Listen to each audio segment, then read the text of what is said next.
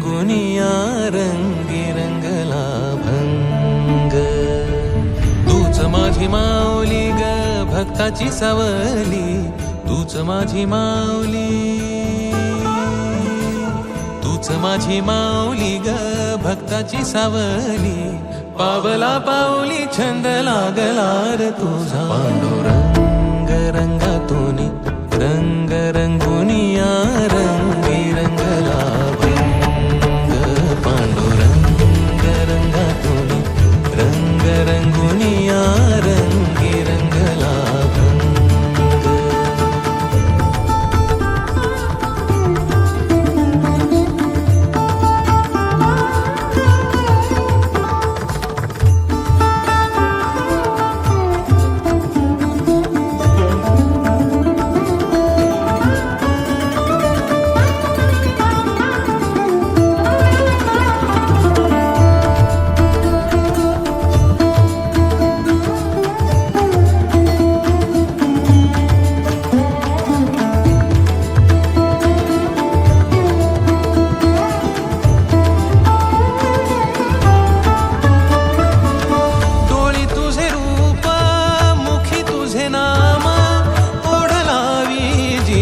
सावळा हा रंग,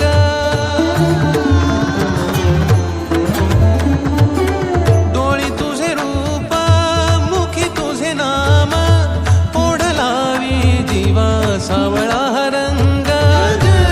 हा भिनला नाद रंगला, अंतरंगी रंगला एकच रंग, एकच रंग, एकच रंग. पांडुरंग रंगातून रंग रंगुनिया रंगी रंगला भंग.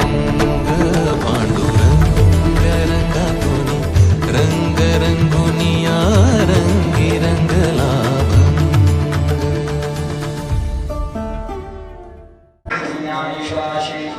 पुंडलिक वरदाय विठ्ठल श्री ज्ञानदेव पंढरीनाथ भगवान की, मौली ज्ञानेश्वर महाराज की, जगद्गुरु महाराज की, विश्वनाथ निवृत्तीनाथ महाराज की, श्रीसंत भगवान बाबा महाराज की जय. बाबा महाराज की जय.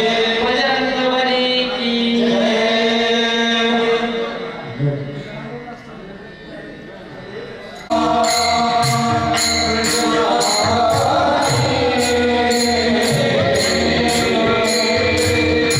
जय जय राम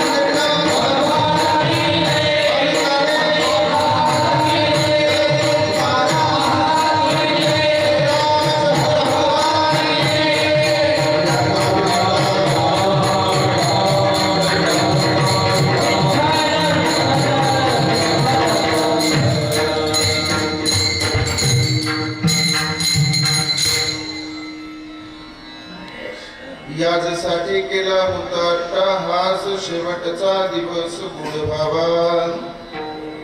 आता निश्चिंतीने पावलो विसावा, कुंडलिया धावा कृष्णेची गवतूक वाटे झाले यावेचाचे, नाम मंगळाचे तिने गुन्हे. आता निश्चिंतीने पावलो विसावा, कुंडलिया धावा तृष्णेची तुका म्हणे मुक्ती परनेली नवनी. आता दिवस चारी केळी मिळी, आता निश्चिंतीने पावलो विसावा, कुंडलिया धावा कृष्णेची समचरण सरोजम सान्द्रणी लाभलाभम, जगन्नीत पाणी मंडनं मंडना. तरुण तुलसीमाला कंदरं कन्यनेत्रं, सदैवदहासं विठ्ठलं चिन्तयामि.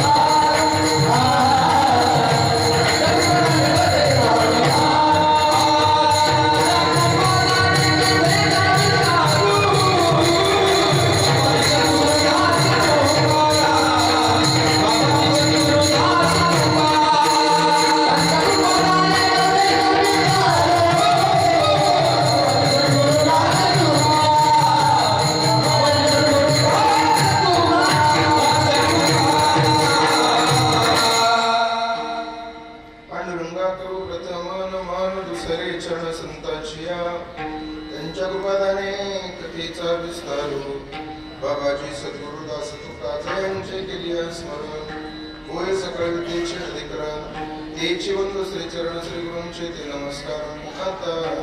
ओम नमो ज्ञानेश्वरा, ओम नमो ज्ञानेश्वरा, करुणा करा दयाळा, तुमचा अनुग्रह लागलो पावन झालो चराचरी, मस्तक हे पायावरी या वारकरी संतांच्या सेवेला सेवक झालो, तुमच्या लागलो निज चरणा. याचसाठी केला होता अट्टहास, शेवटचा दिवस गोड बाबा, आता निश्चिंतीने पावलो विसावा, कुंडलिया धावा कृष्णेची प्राप्त प्रसंगी प्राप्तस्थळी चिंतन रूपी सेवेसाठी निवडलेला अभंग. या अभंगावर चिंतन करण्यापूर्वी थोडासा परिहार द्यायचा तो म्हणजे असा, या मृत्यू लोकांमध्ये आपल्या प्रत्येकाच्या जीवनामध्ये 2 दिवस अत्यंत महत्त्वाचे असतात. एक म्हणजे येण्याचा दिवस असतो आणि दुसरा म्हणजे जाण्याचा दिवस असतो. ज्याला येण्याचा दिवस मिळाला त्या प्रत्येक माणसाला जाण्याचा दिवस हा मिळालेला असतो. हा नियतीने घालून दिलेला एक नियम आहे. ज्याच्या जीवनाचा आपण वाढदिवस करतो, एक ना एक दिवस त्याच्या जीवनाचं पुण्यस्मरण आपल्याला करावं लागतं. ज्याच्या जीवनाचा आपण बारसं करतो, एक ना एक दिवस त्याच्या जीवनाची तेरावी आपल्याला करावी लागते. अर्थात हा मृत्यू लोकांमधला एक नियतीने घालून दिलेला एक नियम आहे. त्या नियमाला सामोरी जाणारी दोन्ही बंधू आहेत. आदरणीय श्री कैलासवासी शिवाजी ॲडव्होकेट शिवाजीराव सानप आणि श्री कैलासवासी मोतीलाल सानप हे दोन्हीही बंधू या सानप परिवारामधून आज निघून जाऊन 1 वर्ष पूर्ण झालेले आहे. खरं सांगू तुम्हाला, घरातला कर्ता पुरुष गेल्याच्या नंतर घरामधील मुलांवर किती जबाबदारी असतात हे फक्त त्या पोरांना विचारा. आणि खऱ्या अर्थानं एका शेतकरी कुटुंबात जन्माला आलेली ही दोन्ही बंधू एका शेतकरी कुटुंबामध्ये जन्म घेऊन वेल एज्युकेटेड पद्धतीनं आपली संपूर्ण जीवनशैली आपलं संपूर्ण जीवन एक वेगळ्या पद्धतीने जगणारी होती. खऱ्या अर्थानं नोकरी करत असताना आदरणीय ऍडव्होकेट शिवाजीराव यांनी नोकरी करत असताना स्वाभिमान अंतःकरणामध्ये जागा झाला आणि दुसऱ्याच्या हाताखाली मला काम करायचं नाही म्हणून स्वतः बिझनेस सुरू केला. त्या बिझनेस मध्ये 1990च्या कालखंडामध्ये त्यांना एक सुंदर गुजराती मित्र लाभले, आदरणीय पटेल भाईजी. त्या पटेल भाईजींनी त्यांना फार मोठी साथ दिली आणि त्यांनी त्यांच्या जीवनातला उच्चांक गाठला. सोबत त्यांचे बंधू ते सुद्धा आपल्या संपूर्ण जीवनामध्ये आपल्या परिवारासोबत आपल्या भावासोबत अत्यंत जिव्हाळ्याचे संबंध जपत आपलं संपूर्ण आयुष्य या दोघा बंधूंनी काढलं. खरं सांगू तुम्हाला, या सानप परिवारावर प्रचंड मोठं दुःख गेल्या 1 वर्षामध्ये आलं. कारण एक घरातला जबाबदार व्यक्ती निघून गेल्याच्या नंतर जी जबाबदारी लहान्या भावाला सांभाळायची होती ती जबाबदारी सांभाळण्याच्या अगोदरच नियतीनं त्यांच्यावरही घाव घातला. त्या लहान्या बंधूला सुद्धा नियती घेऊन गेली. ज्या पोरांना कधी संसाराची जबाबदारी माहित नाही त्या पोरांच्या खांद्यावर संसाराची जबाबदारी आली. ज्या पोरांना व्यवहारामध्ये चालत असताना मी नेहमी कीर्तनामध्ये सांगत असतो, बाप कसाही असू द्या, बाप म्हातारा झालेला असू द्या, तो नुसता घरामध्ये बसलेला असला तरी पोरांच्या अंतःकरणातल्या जबाबदाऱ्या ह्या शांत राहत असतात. त्यांना माहिती आहे मी कोणत्याही खड्ड्यामध्ये उडी मारली तरी माझा बाप मला त्या खड्ड्यातून बाहेर काढणार आहे. पण आता या पोरांना त्यांच्या जीवनातला प्रत्येक पाऊल हा विचार करून टाकावा लागणार आहे. कारण एखाद्या खड्ड्यामध्ये पोरं पडली तर खड्ड्यातून बाहेर काढणारी व्यक्ती इथून निघून गेलेली. म्हणून त्यांच्या प्रथम पुण्यस्मरणाच्या निमित्तानं आज या ठिकाणं माझं कीर्तन आयोजित केलेलं आहे. आदरणीय ऍडव्होकेट शिवाजीराव यांना 3 मुलं आहेत. पैकी हेमंत, प्रशांत आणि जयंत ही 3 त्यांना मुलं आहेत. त्यांच्या जीवनामध्ये मुलांनाही वेल एज्युकेटेड बनवला, मुलांना बनवलं याच्यात जवळ नाही होत. तो पोटचा गोळा आहे, त्याच्यावर कोणीही लक्ष देणार नाही. पण नातेवाईकामधला प्रत्येक माणूस आदरणीय काय म्हणायचे तुम्ही त्यांना, दादा, भाऊ, आप्पा, तात्या, पप्पा म्हणायचे सगळे. या आदरणीय ऍडव्होकेट साहेबांना या सगळ्या नात्या गोत्याला एक व्यवस्थित पद्धतीने संसाराची गाडी एक व्यवस्थित पद्धतीने बसवली. म्हणून आज ही सगळी गर्दी त्यांच्या पुण्यस्मरणाच्या निमित्तानं जमा आहे. खरं सांगू तुम्हाला, इथं बसलेल्या सगळ्या मंडळींना थोडं लक्षपूर्वक आहे काय. मी नेहमी कीर्तनामध्ये सांगत असतो, एखादा जर तुमच्या गावामध्ये एखादी प्रेत यात्रा आली ना तर तुम्ही त्या प्रेत यात्रेचं दर्शन घ्यायला जात. तुम्ही जात असाल नसाल मला माहित नाही, पण कदाचित जर नसाल जात तर शेजार पाजारी तुमच्या शहरामध्ये एखाद्याची प्रेत यात्रा आली तर नक्की त्या प्रेत यात्रेच्या दर्शनाला जात. तिथे गेल्याच्या नंतर तुम्हाला कळेल की माणूस गेल्याच्या नंतर त्या कुटुंबाच्या जबाबदारी, त्या कुटुंबाची व्यथा काय असते. कधीतरी बघा, जा एखादं प्रेत आलं ना तर त्या प्रेताच्या घरी गेल्याच्या नंतर तुमच्या लक्षामध्ये येतं प्रेत असं झोपवलेलं असतं. त्या प्रेताच्या समोर एक माणूस जोरात जमिनीवर हात आपटत असतो आणि जोरात रडत असतो. त्या माणसाच्या जवळ जाऊन त्याला विचारलं ना, हे दादा का जमिनीवर हात आपटतो रे, तर तो सांगून जातो, हात आपटू नाही तर काय करू, कसंही केला तरी माझा भाऊ होता, या भाऊतलं बाहुबलच निघून गेलं तर आता आम्ही कोणाच्या आधारावर जगायचं. म्हणून त्या प्रेताचा भाऊ त्या प्रेताच्या समोर जमिनीवर हात आपटत रडत असतो. थोडं पुढे गेलात ना तुम्ही, थोडं पुढे गेलात की प्रेताच्या शेजारी एक बाई जोरात पोट बडवत असते. पोट बडवणाऱ्या त्या बाईला विचारलं ना, ओ बाई का पोट बडवता तुम्ही, त्यावेळेस ती सांगून जाते, पोट नाही बडवू तर काय करू, 9 महिने 9 दिवस या पोटामध्ये याला सांभाळलंय मी. माझ्या अगोदर माझ्या लेकराला देव घेऊन गेला, आता मी कोणाच्या आधारावर जगायचं म्हणून त्या प्रेताची आई रडत असते. आणि थोडं पुढे गेलात ना माझ्या दादानं, एक बाई हात नाही आपटत, एक बाई पाय नाही आपटत, एक बाई पोट नाही बडवत, त्या प्रेताच्या उशाला बसलेली एक बाई असते, ती कपाळ बडवत असते. कपाळ विचारलं ना त्या बाईला, ओ बाई का कपाळ बडवता हो तुम्ही?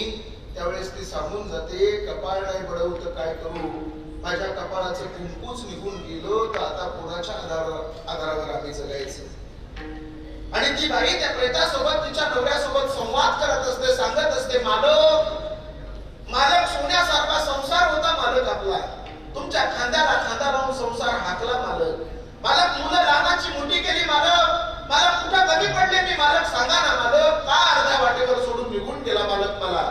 म्हणून त्या प्रेताची बायको त्या प्रेताच्या समोर बसून रडत असते आणि काय म्हणते माहितीये, मालक मालक किती प्रेम केलं हो तुमच्यावर मी, मालक किती प्रेम केलं हो तुमच्यावर मी मालक, मालक अहो पायाची बोटं माझी होती पण जोडवी मात्र तुमच्या नावाची घातली मालक, मालक पाय माझे होते पण पैंजण मात्र तुमच्या नावाचं घातलं मालक, मालक हात माझा होता पण चुडा मात्र तुमच्या नावाचा घातला मालक, मालक गळा माझा होता पण मंगळसूत्र मात्र तुमच्या नावाचं घातलं मालक, मालक कपाळ माझं होतं पण कुंकू मात्र तुमच्या नावाचं लावलं मालक, आता तुम्ही निघून गेलाय मालक, कोणाच्या नावाचं कुंकू लावावं सांगा ना मालक, मालक या लेकरांना कोणाला बाप म्हणावं सांगा ना मालक, मालक माझ्या या लेकीचं कन्यादान कोणी करावं सांगा ना मालक.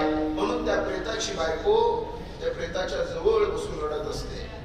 दादा हो कधीतरी जा त्या प्रेत यात्रेमध्ये, तिथे गेल्याच्या नंतर ही सगळी दुःख तुमच्या लक्षात येतील, ही सगळी होणारी दुःख या सानप परिवारानं गेल्या 1 वर्षापासून भोगलेली आहेत. आज त्यांचा पुण्यस्मरणाचा कार्यक्रम आहे, थोडं लक्षपूर्वक ऐका. या पुण्यस्मरणाच्या कार्यक्रमाच्या निमित्ताने इथं जमलेली सगळी वारकरी मंडळी आहेत. ज्यांनी सुरुवातीची चाल गायली ते महाराष्ट्रातील नामवंत गायनाचार्य आदरणीय मिलिंद महाराज या ठिकाणी उपस्थित आहेत. संगीत प्रेरक, संगीत अलंकार आकाश महाराज उपस्थित आहेत, आदरणीय श्रावण महाराज उपस्थित आहेत. या सगळ्यांना मनापासून धन्यवाद देतो. आणि आज कीर्तन सभेसाठी महाराष्ट्रातील नामवंत मृदंगाचार्य, एका वारकरी शिक्षण संस्थेचे संस्थापक, अशा हजारो विद्यार्थी ज्यांच्या माध्यमातून शिक्षण घेतात. वारकरी परंपरा जोपासणारी ही संस्था आहे, अत्यंत गोड संस्था आहे, ज्यांच्या आधिपत्याखाली संस्था आहे. ते कार्याध्यक्ष आदरणीय श्री नंदकिशोर महाराज या कीर्तनासाठी उपस्थित आहेत. अत्यंत गोड ही संस्था, प्रत्येक मुलाच्या कंठामध्ये बोटामध्ये सरस्वतीचा वास आहे. त्या संस्थेला वारकरी संप्रदायापासून मी ज्ञानोबा रायाच्या चरणी नेहमी प्रार्थना करतो की आमची सगळी मुलं इथं हीच पुढची कीर्तनकार आहेत, हीच पुढची वादक आहेत, हीच पुढची गायक आहेत. वारकरी संप्रदायाचे विचार जोपासणारी मंडळी आहे. मनापासून धन्यवाद देतो. सेवेसाठी मी सुरुवात करणार आहे. आदरणीय मोतीलाल तात्याबा सानप जे आहेत बंधू, यांना तीन मुलं आहेत, पैकी 2 मुली आहेत आणि 1 मुलगा आहे. मुलाचं नाव आदरणीय राहुल दादा आहे आणि मुलीचं नाव लीना आहे आणि दुसऱ्या मुलीचं नाव केतकी आहे. या सुद्धा परिवारामध्ये 3 मुलं आहेत. चला, महत्वाचं मला तुमच्याशी बोलायचं, मी शेवटी बोलणारच आहे. थोडं लक्षपूर्वक कीर्तन आहे का. साऊंड सिस्टम सुद्धा अत्यंत सुंदर आहे. सिस्टम वाल्याला सुद्धा धन्यवाद आहेत माझे. ज्यांनी मला इथं तुमच्या समोर बोलवलं ते आदरणीय विनोद दादा इप्पर यांनी मला फोन केला आणि त्यांच्या संपर्कातून तुमच्या सगळ्यांचं दर्शन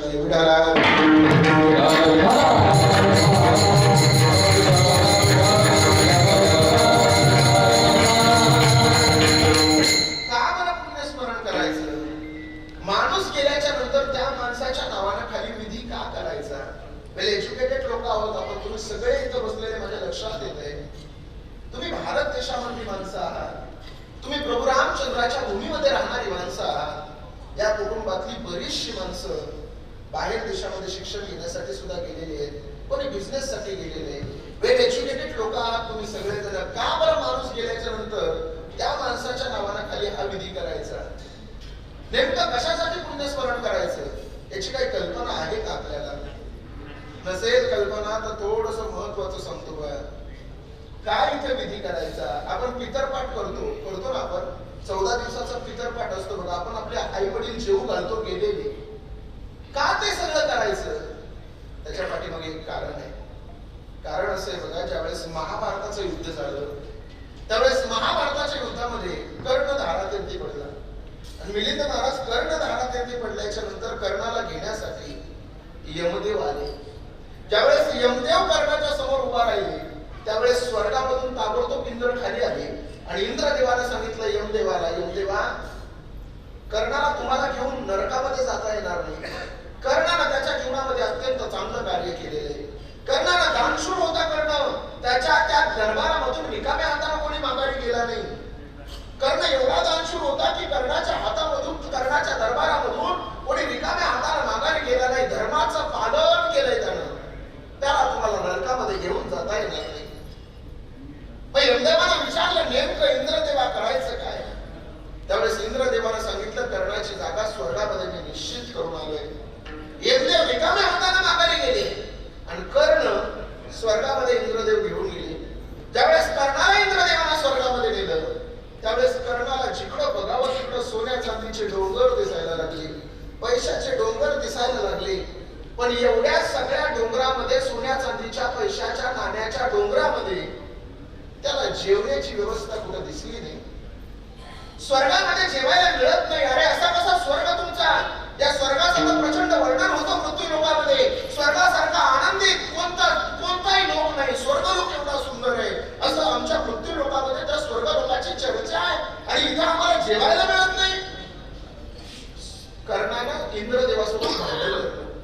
कर्ण म्हणला, हे इंद्रा कशाला आणलंय मला या स्वर्ग लोकामध्ये? अरे इथं जर मला जेवायला मिळत नसतं तर काय उपयोग आहे इथं राहून माझा? का मला जेवण मिळत नाही? काही कारण कळेल का? त्यावेळेस इंद्रदेव समोर आले आणि इंद्रदेव काय म्हणले माहितीये? कर्णा, हे कर्णा, या स्वर्ग लोकाचा एक नियम आहे, जे तू खाली दान केलंस तेच तुला इथं मिळणार आहे. तू तुझ्या दरबारामध्ये येणाऱ्या प्रत्येक माणसाला सोनं दान केलं, चांदी दान केलंस, नाणं दान केलंस, पैसे दान केलेस, ते सगळं तुला इथं डोळ्यासमोर दिसतंय.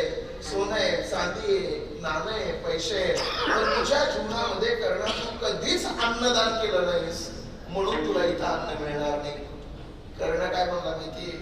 देवा, अरे हे सगळं मिळून जर मला अन्नच मिळत नसेल तर माझा उपयोग काय?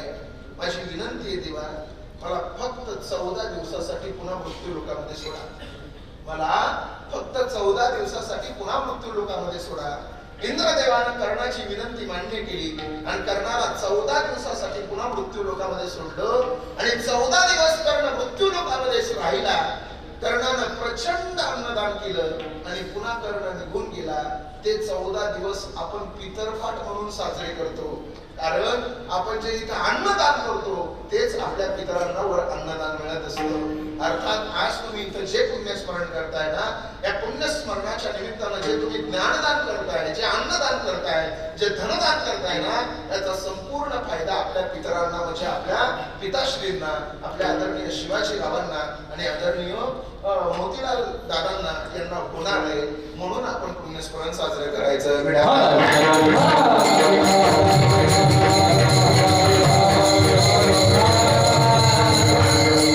तुकोबारायाच्या शब्दाची सेवा आपल्याला करायची. सेवेसाठी निवडलेला अभंग ज्यांचा आहे ते कोण आहेत माहितीये तुम्हाला?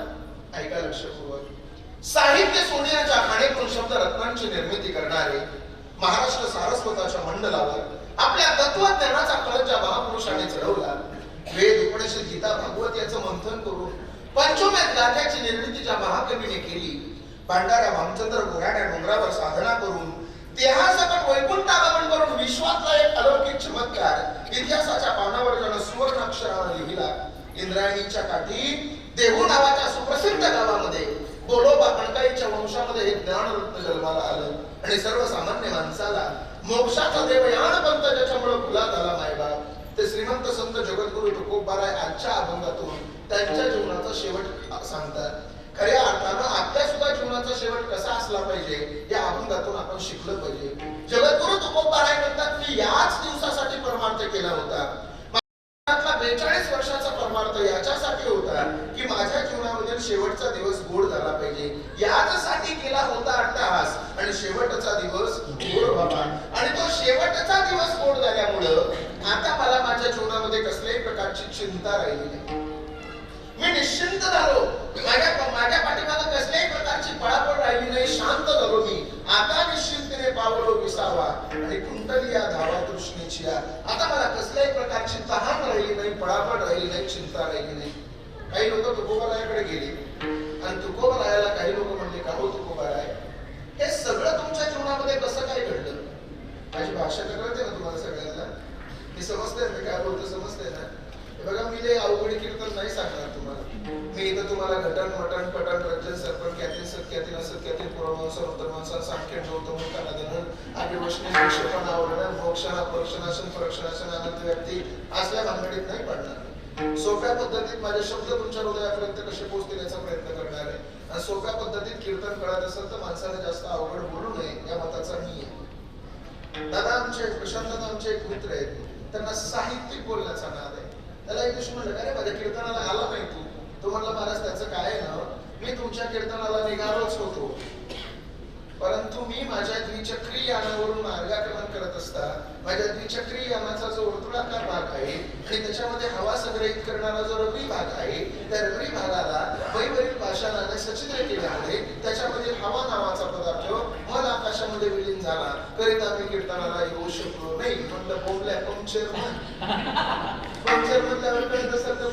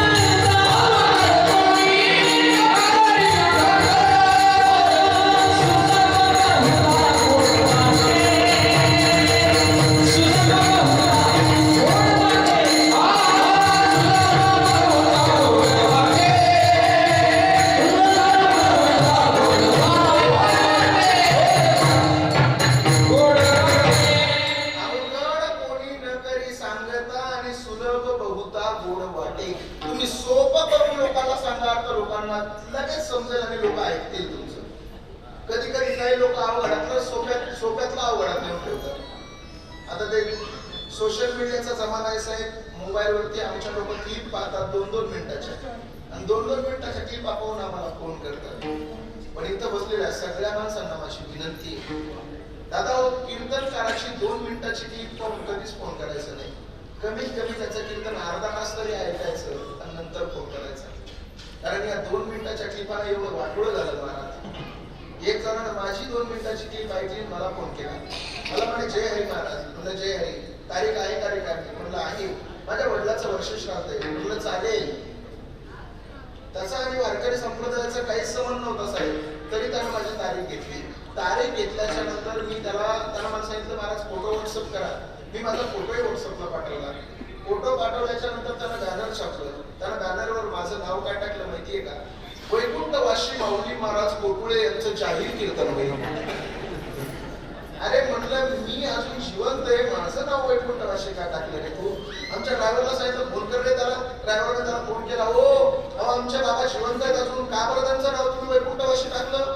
तो म्हणला इथं आल्यावर सांगतो. आम्ही रायगड पट्ट्यातला विषय तो. आम्ही तिथं गेलो. तिथं गेल्याच्या नंतर पाहिलं तर खरंच बॅनरवरती माझं नाव वैकुंठवासी होतं. मी म्हणलं, अहो दादा ते बॅनर तरी काढून टाका. तो म्हणला काढणार नाही, तुम्ही कीर्तन चालू करा. अहो म्हटलं नाव का टाकलंय ते तरी सांगा. नाही म्हणला सांगणार नाही, तुम्ही कीर्तन चालू करा. आणि मी कीर्तन सुरू केलं साहेब. मला थोड्या वेळासाठी असं वाटत होतं माझ्या वर्ष श्राद्धाचं कीर्तन मीच करतोय की काय. मी कीर्तन सुरू केलं आणि कीर्तन सुरू केल्याच्या नंतर माझं कीर्तन रंगात आलं. आणि कीर्तन रंगात आल्यावर माझ्या कीर्तनातून एक अचूक प्रमाण निघून गेलं. आम्ही वैकुंठवासी आलो याची कारणाशी. तो म्हणला, बाबा मी तुमची एवढीच 1 मिनिटाची क्लिप ऐकली होती. आम्ही वैकुंठवासी आणि आलो याची कारणाशी. मला वाटलं तुम्ही वैकुंठातलेच आहेत म्हणून नाव टाकले वैकुंठवासी. म्हणजे सोप्यातला अवघडात त्याची सवय आहे.